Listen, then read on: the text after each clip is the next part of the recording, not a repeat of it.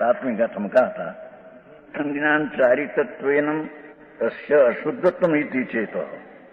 अमृतचंद्राचार्य कहते हैं सातवीं गाथा, ये आ बात है तीन, दर्शन ज्ञान चारित्र तो है, ठीक है। जो प्रश्न होता है कि दर्शन ज्ञान चारित्र को आत्मा का धर्म कहा गया है, किंतु वो तीन भेद हुए और उन भेदरूप भावों से आत्मा को अशुद्ध आती है।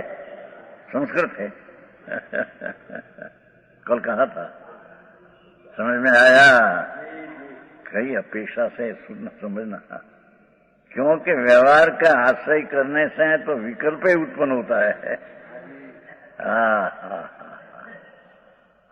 चाहे तो निश्चय मोक्ष मार्ग हो, सम्यक दर्शन ज्ञान चारित्र, निर्मल पर्याय, पर तीन हो गया न, एक टिकाड़ी एक की अपेक्षा तीन को व्यवहार के कर अशुद्ध किया है, मलिन किया है। ये बात है थोड़ी, भाई खाना तवा में कहीं મળે એવું ન મળે। हाँ प्रभु तू जो तो करवा।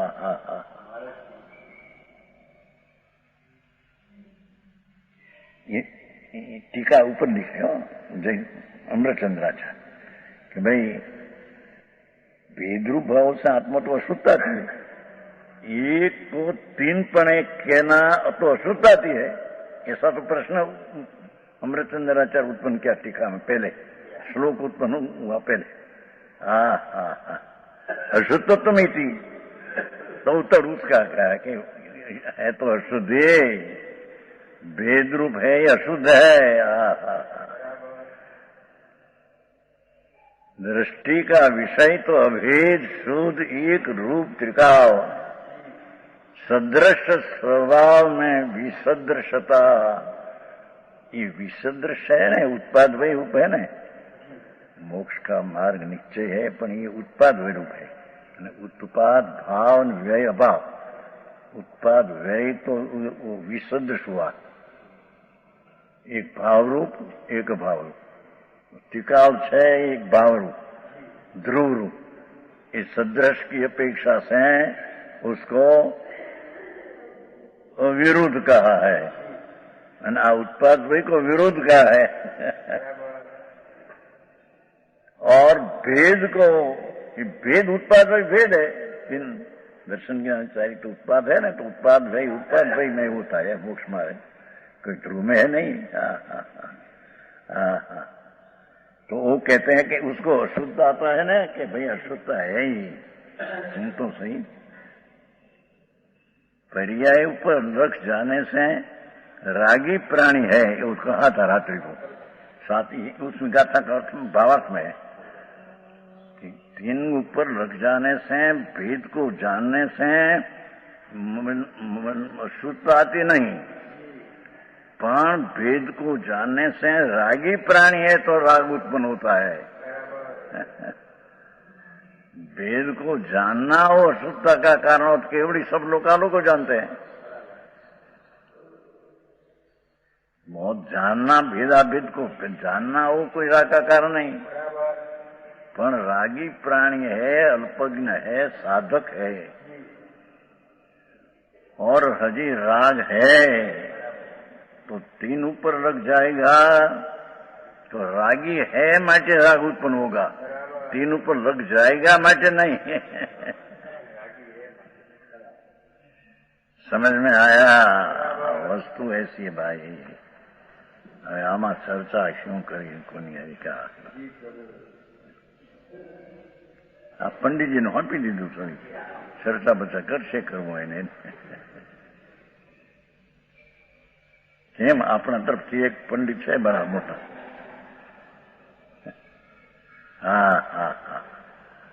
हाँ तो भगवान के संतो प्रभु तेरा हित क्या है, ये बात लेने। कहते हैं व्यवहार नो अर्थ क्या किया, गुण गुणी भेद। द्रव्य ने पर्याय का भेद वो व्यवहार हो गया। समझ में आया? सूक्ष्म अधिकार है भाई। परमात्मा तो सर्वज्ञ देव, जिनेश्वर देव का कथन है। संतो जिनेश्वर देव कहा, वो संतो कहते हैं। तो कहते हैं कि गुण भेद मलिन है। सो भी किसकी अपेक्षा से? त्रिस्वभावत्वात्। दर्शन ज्ञान त्रण वो तीन स्वभावत्वात्, सहज गुण जिसके है तो स्वाभाविक यानी निर्मल पर्याय। सम्यक दर्शन ज्ञान चारित्र है तो निर्मल सहज पर्याय। पण तीन है ने आ तो एको सामे तीन एम लिया है। पाठ है ना, एको ये शब्द है ना त्रिजुप, उसकी सामे त्रि। तो एको त्रिकाल एक रूप है, वो शुद्ध है। और उसके साथ है अनेक है, पर्याय है, द्रव्य पर्याय भेद हो गया है, वो व्यवहार है मलिन है।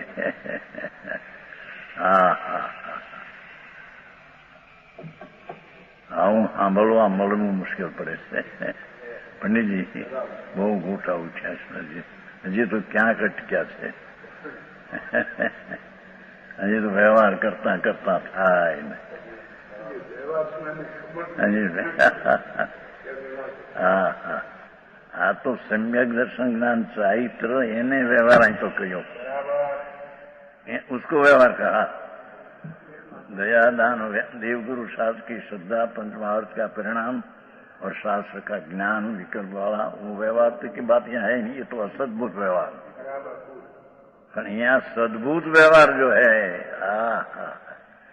उसका द्रव्यमय पर्याय का भेद होता है। उसको यहाँ मलिन कहने की रीत है, कहते को धर्मचंद जी।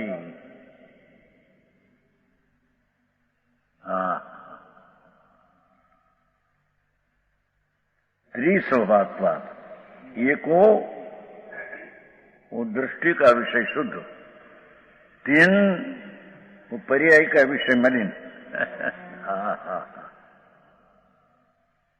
આવું છે।